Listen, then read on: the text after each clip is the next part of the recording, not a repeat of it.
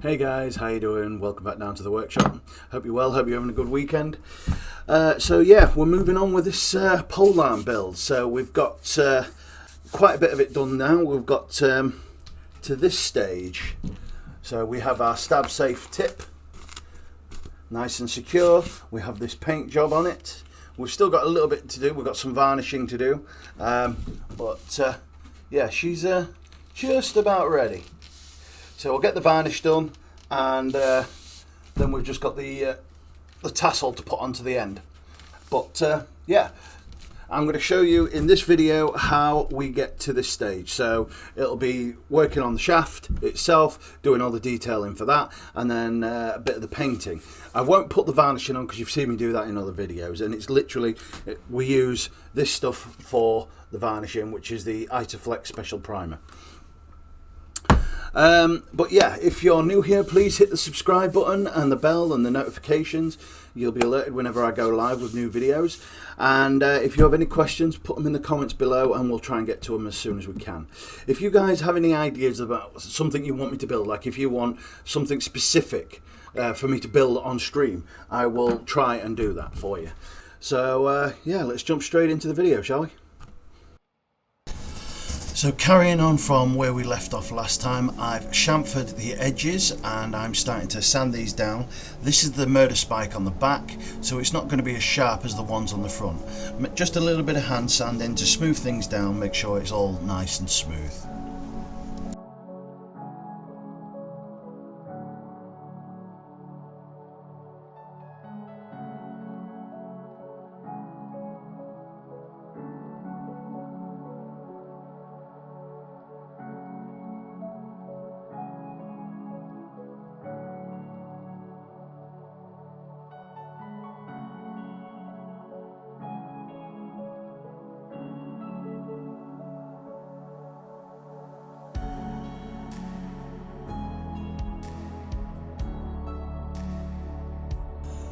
Now we're on to the collar. So for this, all I'm using is 8mm foam that I am gluing all the way around and using as a wrap. I'm going to build this up in layers and then chamfer it down to a cone down the shaft.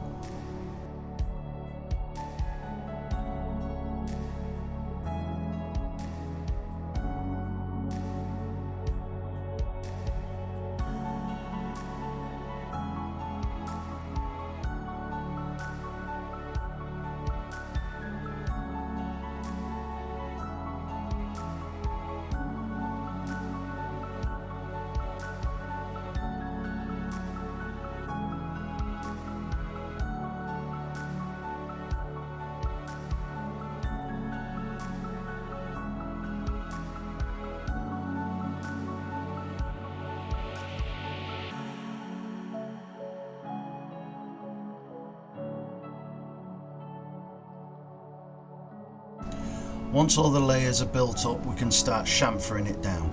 Start at the bottom where it's going to be the lowest and then work your way up. You're going to cut just a 45-degree angle. This makes sanding easier, so it's not all done on the sander.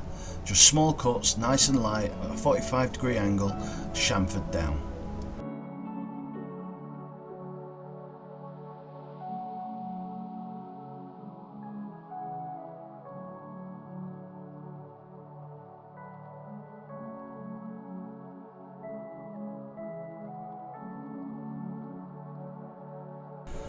Now we've cut most of it down, we can use a sander. Now if you've got a belt sander like this, it makes it easier, but a finger sander will work just as well, or a rotary tool, and just chamfer it down, back down to the length of the core, so we're not thinning the core down any. Once we're done with the power tools, always go back in with your hand sanding. No matter how good you think you've done with a belt sander or rotary tool, a hand sander will always smooth it down with 240 grit sandpaper.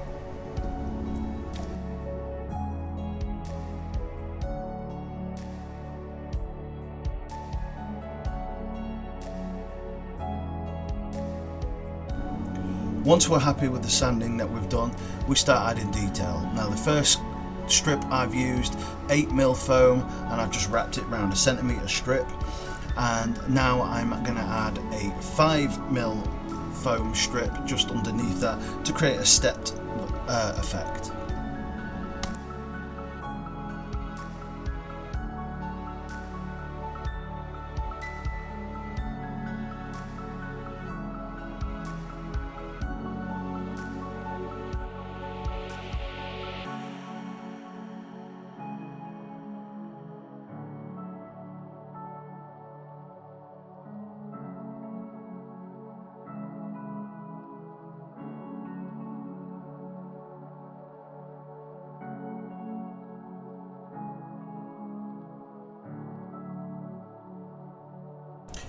Once we're finished with the top section, we can move further down the staff. Here I'm adding 3 8mm 1 cm strips to the actual staff.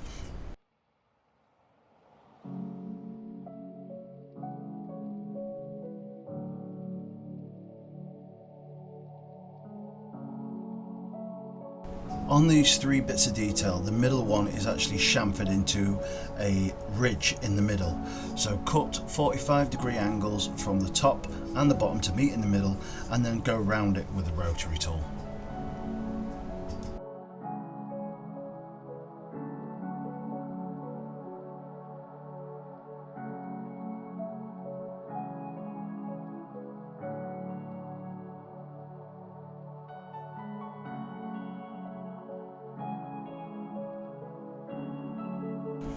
Now the top section is done, we go on to the base, and for this first section we're doing exactly the same, building up the layers until it chamfers down into the actual staff level, so we're not thinning down the staff any.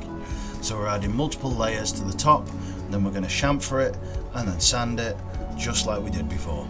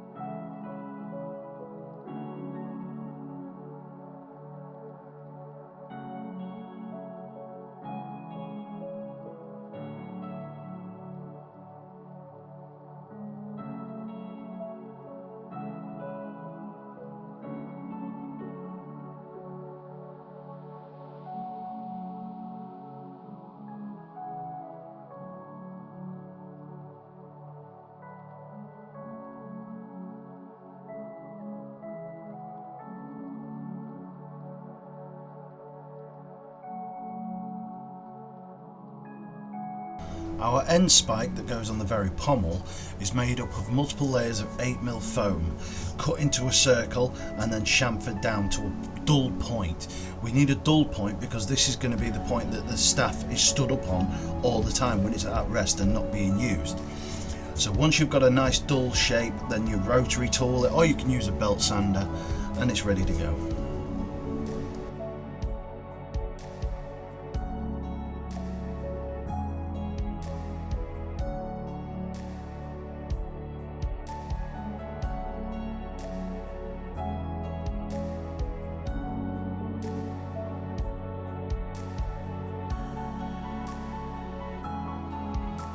Once our pommel end is done, we add our stepped effect at the end with an 8mm strip and then a 5mm strip, and then we move further down the staff and we add our 3 strips just like we did at the top. Remember, the middle one is a chamfered effect and not just a strip.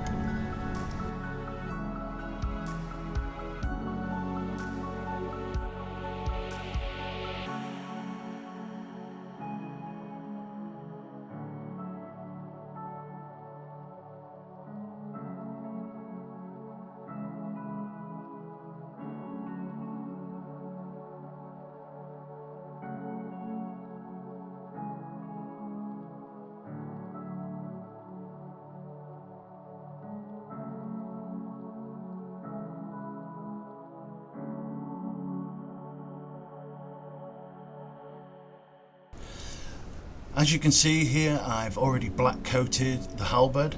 I added the detail with 2mm craft foam onto the head and 2 rounded 8mm foam domes that I used for the gems.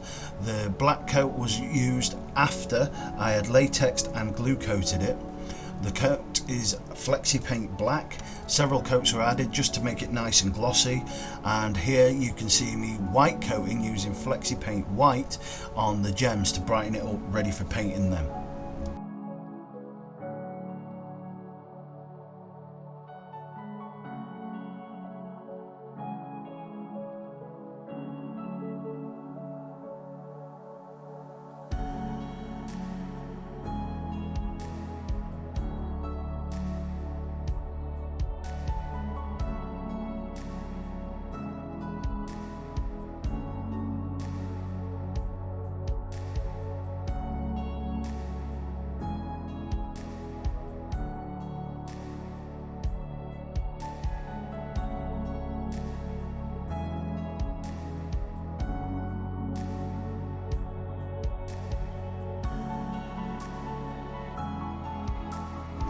Now we're on to our silver.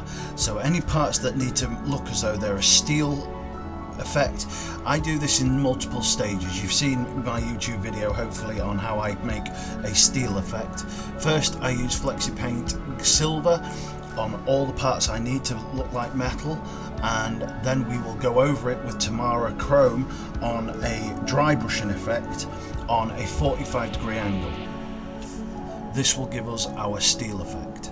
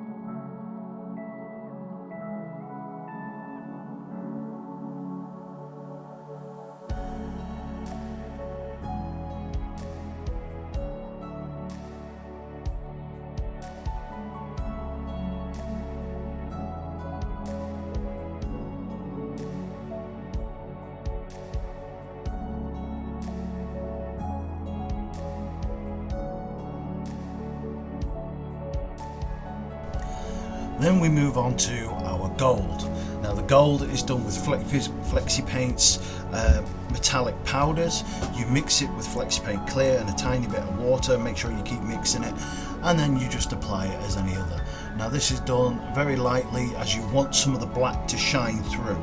It gives it a nice metallic weathered look. You don't have to weather it again afterwards.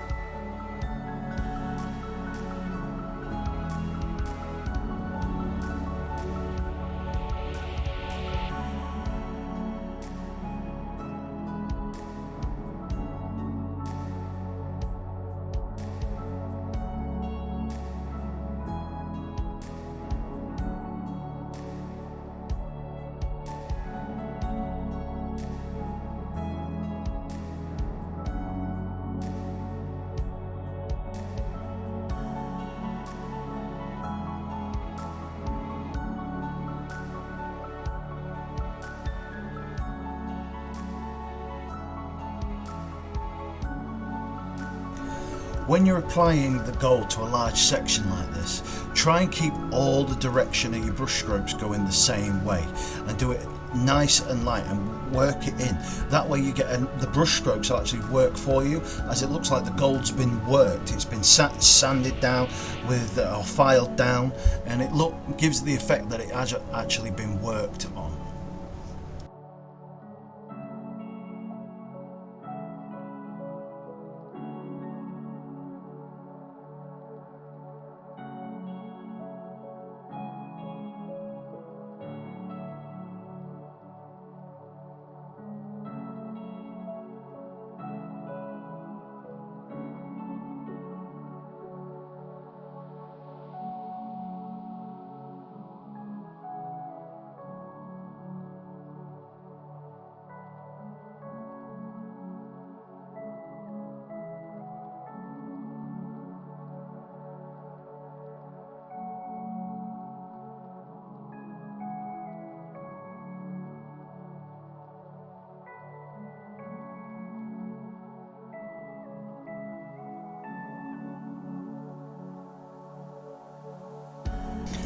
Once all our gold has been done, it's time to paint the gems. Now again, I have done a video on how to paint gems, so I won't go into too much detail here, but this was done with several shades of red and then a little bit of lighter pinkish almost, and then finally given a spot of white blank just to give it the shine.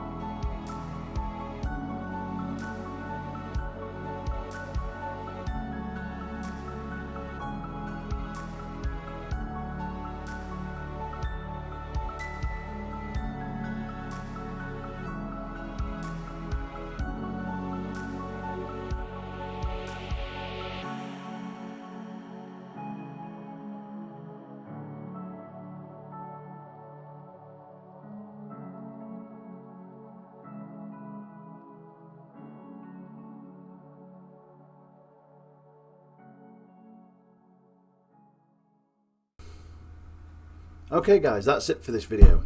Hope you've enjoyed it. I hope it helps. And if you are trying to build one of these pole arms, take your time. Stab safe stuff is not easy at all. Make sure you check with your LARP system. Make sure your system does allow stab safe tips. If it doesn't, you're just wasting your time, and it'll look good on your wall, but that's about it. But that's it. So I hope you enjoyed it. And if you have any questions, please put them in the comments below. And yeah, we'll see you on the next build. Cheers guys, bye bye.